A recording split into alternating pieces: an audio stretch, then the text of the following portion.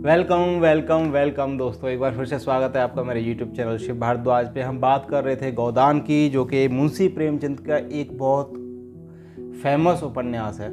जैसा कि हमने लास्ट टाइम देखा कि गाय ख़त्म हो जाती है, मर जाती है, उसको हीरा या कोई और जहर दे के मार देता है और फिर सुबह होते ही पुलिस आ जाती है। सिपाही खड़े हुए हैं, पुलिस खड़ी हुई है। होरीलाल में और धनिया में तीखी बहस हो रही है।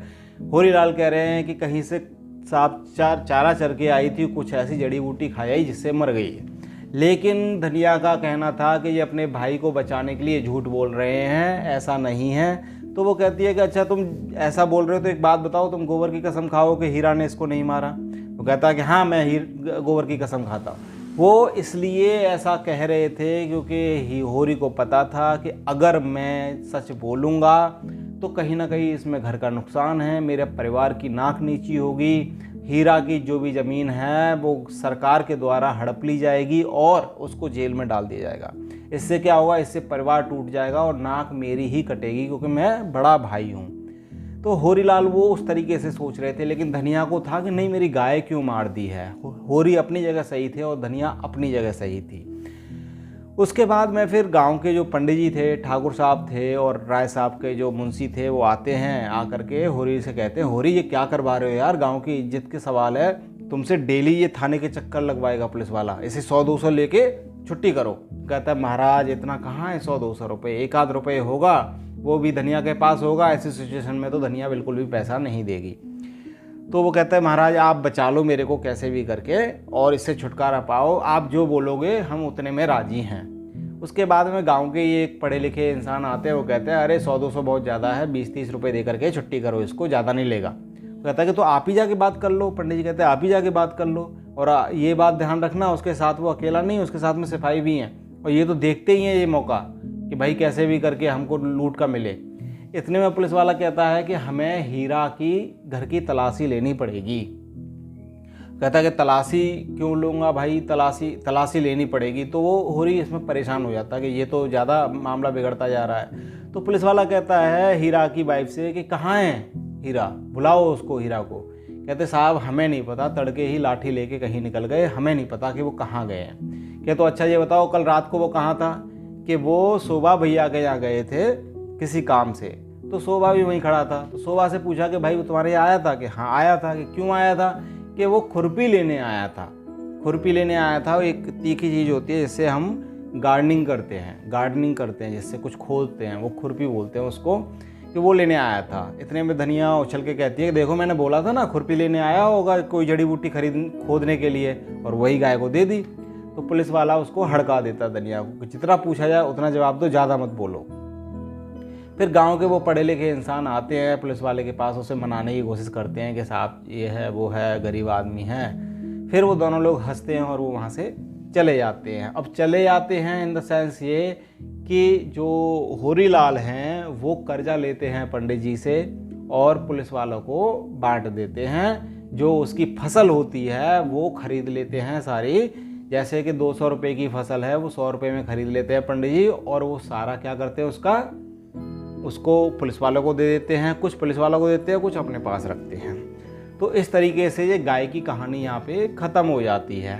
फिर एक सीन आता है, एक लाइन आती है जहाँ पे गोबर जो झुनिया थी, आपको याद होगा मैंने बताया था आपको, जो भोला की लड़की थी जो विधवा थी, उसको रात में जाता है उसके घर और उसको लेके आता है। लेके क्यों आता है, क्योंकि जुनिया प्रेग्नेंट थी और अगर ये बात खुल जाती है तो उसमें गोबर की छींचा-लेतन हो जाएगी और समाज में उसकी नाक कट जाएगी।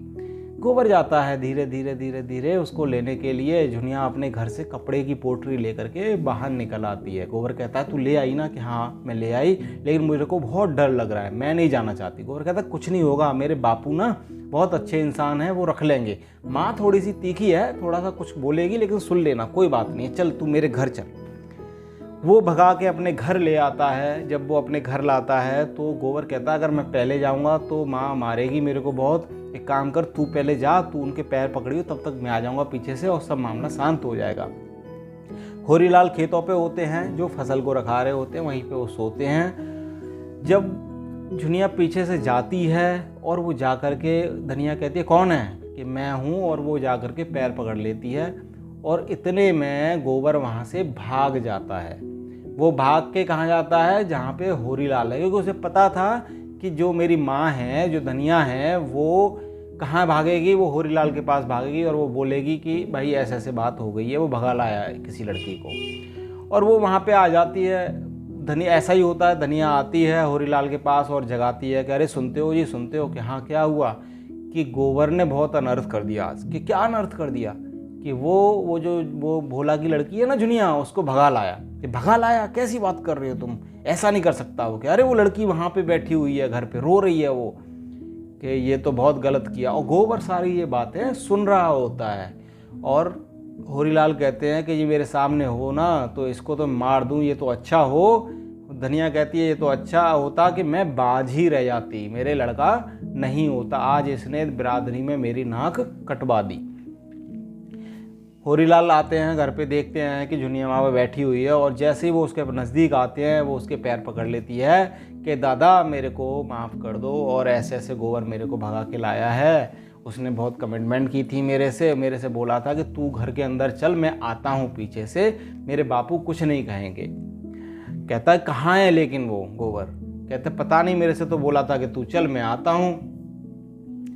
तो होरीलाल कहते हैं कि कहीं भाग तो नहीं गया।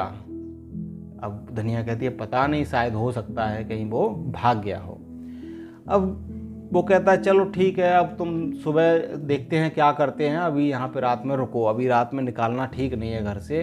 जब वो वहाँ पे रात को रुकती है, उसके बाद सबको पता ऐसे चल जाता है, ये खबर ऐसे आग की तरह फैल जाती है कि गोबर जो है वो झुनिया को भगा लाया है। इधर भोला को पता चलता है तो भोला अपने बेटों को उसे ढूंढने के लिए भेजता है कि देख के तो आओ वो है कहाँ, वो गोबर कहाँ है, उसकी मार मार के हड्डियाँ तोड़ दो। और अच्छा हुआ वो भाग गई, लेकिन उसने मेरा नाक कटा दी है, मैं अब कहीं शकल दिखाने लायक नहीं रहा। पहले वो विधवा थी, अब किसी के साथ भाग गई। अब जब वहाँ पे होरीलाल के गांव में सबको पता चलता है तो जी पंचायत जुड़ जाती है। अब पंचायत किस बात की है जी, पंचायत इस बात की है कि गोबर उसको भगा के लेके आया है, अब या तो बिरादरी से उसको बेदखल कर दिया जाएगा और या फिर एक टैक्स, एक लगान उससे वसूला जाएगा जिसमें सारी चीज़ें रहेंगी कि सारे जो दावत सावत है वो खिलाई जाए अपनी बिरादरी के लोगों को और इससे पिंड छुड़ाया जाए। इतने में पंडित जी वहाँ से निकल के जा रहे होते हैं रास्ते से, तो वहाँ धनिया मिल जाती है और धनिया से कहते हैं कि अरे ये गोबर ने बहुत बुरा किया, पता नहीं कहाँ भाग गया और अपनी जो भी बहू थी उसको यहाँ रख गया, लेकिन तुम्हें ना वो रखनी नहीं चाहिए थी घर में, तुम्हें निकाल देना चाहिए था। धनिया कहती है कि मैं उसको ऐसे कैसे निकाल देती, अगर मैं निकाल देती तो भोला यानी उसका बाप उसे मार देता, इसलिए मैं ये काम नहीं कर सकती और मेरे लड़के की जिम्मेदारी है वो, तो मैं उसको पालूंगी, मैं अपने घर में रखूँगी। पंडित जी कहते हैं नहीं ये तो बहुत गलत किया है। और तो धनिया कहती है कि हमें पता है क्या सही किया है और क्या गलत किया है, आपकी जो लड़की है, आपका जो लड़का है वो तो चमारिन बैठाए हुए है। बेसिकली मैं ये टर्म इसलिए यूज़ कर रहा हूँ क्योंकि बुक में लिखा हुआ है, मेरा कोई उद्देश्य नहीं है किसी की जाति के बारे में कुछ बोलने का। तो वो कहती है कि चमारिन को बिठाए हुए है, अब हमारा मुंह मत खुलवाओ। पंडित जी की थू हो जाती है और पंडित जी चुपचाप वहाँ से निकल जाते हैं और वो ठाकुर के पास पहुँचते हैं और राय साहब का जो मुंशी है उसके पास पहुँचते हैं और वहाँ जा कर के बात कर रहे होते हैं कि ये धनिया का कुछ करना पड़ेगा और ये बहुत जुबान चलाती है। तो ठाकुर साहब कहते हैं एक काम करो, इस पर लगान लगा दो और इससे ब्रह्मभोज करवाओ, सबको दावत खिलवाओ, तब इनकी अकल ठिकाने आएगी। इतने में पंडित जी उछल के कहते हैं कि ब्राह्मण का भोज अलग से होगा, ब्राह्मण की दक्षिणा अलग से होगी।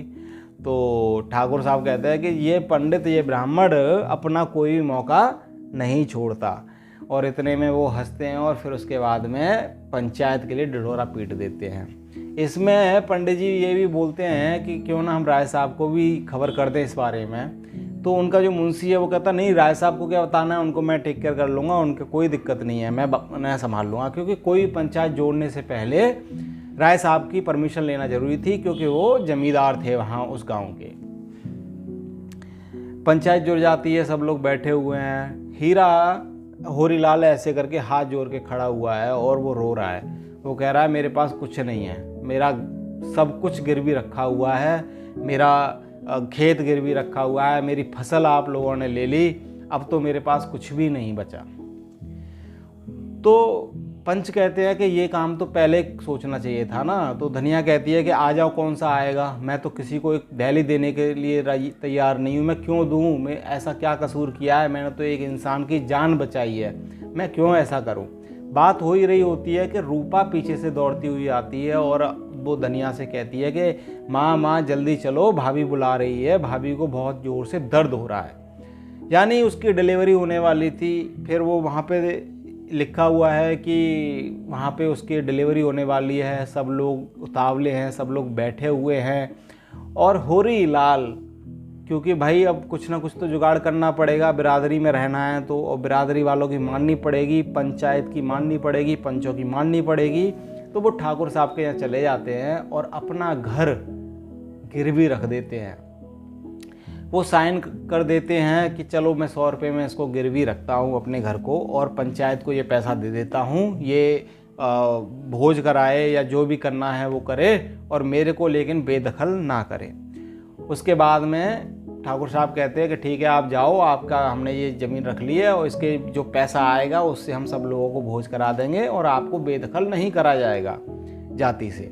उसके बाद में फिर होरीलाल कहते हैं कि ठाकुर साहब सारी पैसा तो इसमें चला जाएगा, अब कम से कम मेरी हथेली पे कुछ तो रख दो, जिससे कि बहू ऐसे करा रही है, दाई बैठी हुई है घर पे, उसको कुछ देना है मेरे को। तो ठाकुर साहब उसको 5 रुपये गिनती के या 2 रुपये या 3 रुपये उसको देते हैं कि लो ये लो और जाओ, और वो एहसान मान के ऐसे ऐसे हाथ जोड़ के वहाँ से चला जाता है। जब वो घर पहुँचता है तो धनिया आती है वहाँ पे और कहती है क्या हुआ। तो होरीलाल कहते हैं वहाँ तो जो हुआ सो हुआ, यहाँ क्या हुआ। तो धनिया मुस्कुराते हुए कहती है कि आप दादाजी बन गए, लड़का हुआ है। तो इतने में होरीलाल खुश हो जाते हैं कि चलो लड़का हो गया, ये तो अच्छी बात हुई। लेकिन गोबर का अता पता नहीं है कि गोबर कहाँ है। तो गोबर जो है एक लकड़ी की टाल पे काम कर रहा है, जहाँ लकड़ी को काटा जाता है, फाड़ा जाता है, वहाँ पे काम कर रहा है और मेहनत कर रहा है, मजदूरी कर रहा है, बहुत मेहनत कर रहा है वो वहाँ पे। उसके बाद में फिर होरीलाल हैं, होरीलाल एक खेत पे बैठे हुए हैं और उनके पड़ोसी खेत का एक आदमी आता है और उनसे कहता है लो हुक्का पियोगे। होरीलाल कहता है मैं क्या हुक्का पीऊँगा, मैंने सब छोड़ दिया, तम्बाकू के लिए पैसे नहीं जो मैं हुक्का पीऊँ। तो वो कहता है क्यों, ऐसा क्यों कह रहे हो, फसल तो अच्छी हुई थी। कि फसल अच्छी क्या हुई थी, सिर्फ 2 मन मेरे पास में अनाज बचा है, नहीं तो सारी पंचायत उसको ले गई। कि 2 मन बचा हुआ है, 2 मन से क्या कर लोगे, कि 2 मन तो 1 महीने चला सारा खर्च हो गया, अब तो हम मांग मांग के गुजारा चला रहे हैं। कैसे कैसे गुजारा चला रहे हैं वो हमें ही पता है, हमारे पास एक भी पैसा नहीं है। ये कल जो है बकरी का दूध कहीं से लेके आई थी रूपा, वो बच्चे को पिलाया था, तब जाके बच्चा शांत हुआ था, बहुत रोता है, दूध के भी पैसे नहीं हैं कि हम उसको दूध भी पिला सकें। वो कहता है अरे होरीलाल आप हमें बता दिए होते, हम ही इतना कर देते। और फिर हीरा की भी तो फसल आपने करी थी, तो हीरा का क्यों नहीं कर लिया। हीरा की फसल होरीलाल ने इसने की थी क्योंकि उसी दिन से, जिस दिन से गाय का आरोप उसके पास लगा हीरा का भी अता पता नहीं कि वो कहाँ पे है। और उसने बोला कि वो तो मेरे को करना ही था, क्योंकि नहीं तो लोगों की नज़र थी उस पर, कोई भी उसको लिखवा लेता। तो मैंने की, अच्छी फसल हुई उसकी, चलो उसके बच्चे पल जाएंगे, और वो हीरा जब आएगा तब देखा जाएगा। अब होरीलाल आते हैं घर वापस, तो जो उनका पड़ोसी था खेत वाला, वो उनको कहीं से दूध मंगा देता है बच्चे के लिए, और वो कहता है ये लो दूध मैं लेके आया हूँ, और दूध जो है उन्होंने फलाने ने मेरे को भिजवाया है बच्चे के लिए। तो धनिया खुश हो जाती है, धनिया कहती है इतना रहम क्यों, कि रहम नहीं, बस उसने ऐसे बच्चे के लिए भिजवा दिया। उसके बाद में धनिया सब्जी काट रही होती है तो हीरा की वाइफ उसके पास आती है, कहती है जी। तो धनिया कहती है अरे क्या बात है, तुम क्यों आई मेरे यहाँ पे, आज क्या बात है, आज कैसे आना हुआ है इधर, कि क्या बना रही हो। कि कुछ नहीं, मैं कुछ जड़ें खोद के लाई थी जंगल से, वो जड़ें बना रही हूँ, वो जड़ों को मैं पकाऊंगी। कहते जड़ें क्यों पकाओगी, रोटी नहीं बनाओगी। कि रोटी रूपा गई है अनाज मांगने के लिए दुलारी से, अगर मिल जाएगा तो अच्छी बात है, लेकिन जब रूपा वापस आती है तो उसके हाथ में कुछ नहीं होता। वो कहती है कि माँ मना कर दिया दुलारी ने। तो वो कहती है कि जीजी तुम सुख का टाइम आए तो खूब लड़ रहे हो, लेकिन दुख के टाइम में तो हमें कुछ करने दो। अगर हमें कुछ बोलती तो हम करते ना उसके लिए। तो धनिया कहती है कि अरे रहने दो, तुम तो क्या ही करोगे हमारे लिए, और अगर करने वाले होते तो कर देते। कि नहीं जीजी तुम ऐसा क्यों बोल रही हो, रूपा एक काम कर, चल मेरे साथ चल, मैं तेरे को अनाज देती हूँ, मैं तेरे को आटा देती हूँ। और हीरा की वाइफ उसको ले जाती है। क्यों? क्योंकि होरी लाल ने ही तो उसकी फसल करी थी, उसी का तो वो खा रहे थे, दाल वाल जो भी गेहूँ थे वो सब वो उसी का खा रहे थे। उसके बाद में रूपा आती है बड़े खुश होके, और उसकी जो चाची है वो बहुत सारी चीज़ें दे देती है, जैसे सब्जियां, दाल, आटा, बहुत सारी चीज़ें दे देती है, और वो बहुत खुश होती है। और वो उसकी चाची आगे कहती है धनिया से कि जीजी कुछ और ज़रूरत हो तो मंगा लेना, बेझिझक मंगा लेना, आप ही का किया हुआ है। दादा अगर मेरे खेत का हिसाब ना रखते तो ये गांव वाले मेरा खेत छीन लेते। उधर गोबर जो है एक एक बगीचा है, उसके जो मालिक हैं उनकी एक टोकरी सिर पे रख के लेके आ रहा है। पेड़ हैं उसमें, टोकरी में। वो आते हैं, टोकरी रखते हैं, तो और वो उसको पैसे दे देता है जो बगीचे का मालिक है, और कहता है कि बस भाई जाओ तुम, अब तुम्हारा हो गया। गोबर के फिर भी खड़ा रहता है हाथ जोड़ के। और वो जो मालिक साहब हैं वो एक बोतल निकालते हैं, पानी लेते हैं और ऐसे दारू के पैक बनाने लगते हैं। फिर भी गोबर वहाँ खड़ा हुआ है। गोबर से कहता है क्या हुआ, दारू पीनी है? वो कहता नहीं साहब। कि साहब हमें नौकरी चाहिए, हम इस काम से, ये पेड़ों के ढोने के काम से बहुत दुखी हो गए हैं, अब हमें नौकरी चाहिए। कि नौकरी तो हम दे देंगे लेकिन कुछ शर्तें हैं हमारी। कहता क्या शर्त? कि एक तो 15 रुपये हम नौकरी देंगे, सैलरी का देंगे महीने का। दूसरा, वो जो झोपड़ी देख रहे हो ना, उस झोपड़ी में आपको रहना पड़ेगा।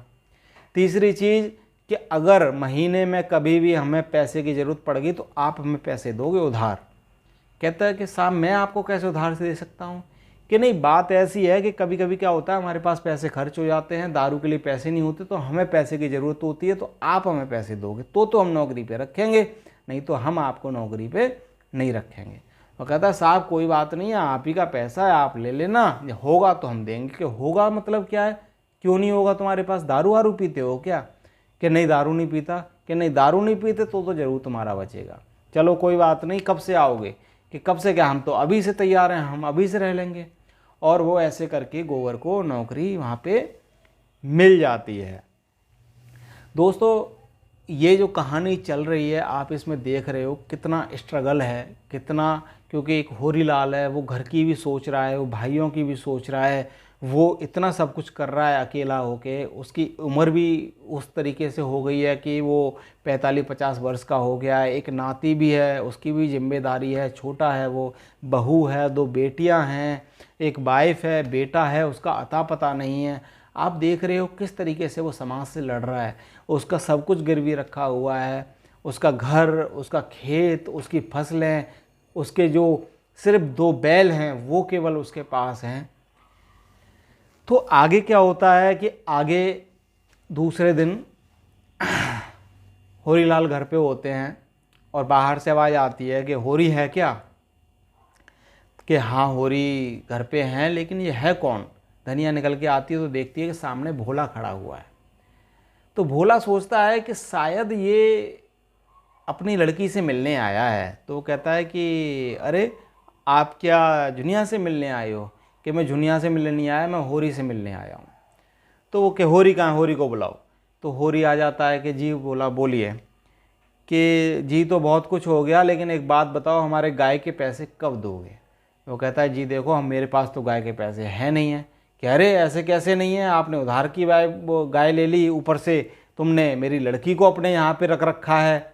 तो कहता साहब क्या करते, रखते नहीं तो क्या करते बताओ? कि उसे निकाल दो बाहर। कि देखो अगर हम निकाल भी देंगे उसको तो आप क्या छोड़ दोगे? आप उसको मार दोगे, और मैं ये काम कर नहीं सकता, मैं किसी का मौत का कारण नहीं बन सकता। कि मौत के कारण नहीं बन सकते तो एक काम करो, फिर हमारे गाय का पैसा दो।